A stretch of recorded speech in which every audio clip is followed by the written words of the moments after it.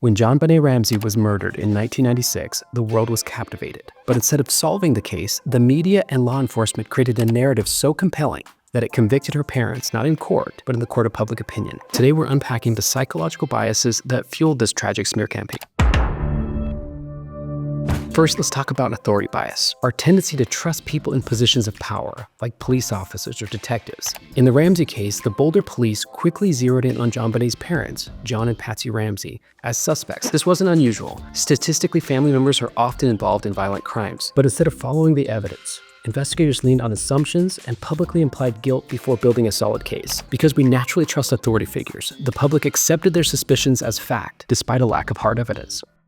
Next, the illusory truth effect, the psychological phenomenon where we start believing something simply because it's repeated over and over. I don't know if tabloids are still a thing, but when I was growing up, they were a big deal. And for a young child, it was difficult to understand what was true and what was false. The tabloids ran wild headlines, calling the Ramseys guilty. Even respected media outlets joined the frenzy, repeating unverified claims and leaks from the investigation. Over time, the volume and sheer repetition of these accusations made them feel true, even though much of it was baseless speculation. By the time evidence of an intruder was introduced, it was too late. The narrative had already taken hold. Here's where things get even more complicated. Base rate neglect. Statistically, when a child is murdered at home, the killer is often a male family member. But those statistics apply to certain contexts, like homes with a history of abuse or neglect. The Ramseys didn't fit the profile.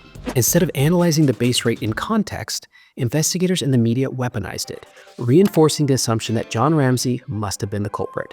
Base rates are useful, but only when paired with context. The psychological biases at play, authority bias, the illusory truth effect, and the base rate neglect work together to create a perfect storm. In the midst of their own suffering over the loss of the child, the Ramseys continue to be vilified for decades. The real tragedy: these biases didn't just damage their reputation, they derailed the investigation, delaying justice for JonBenéт.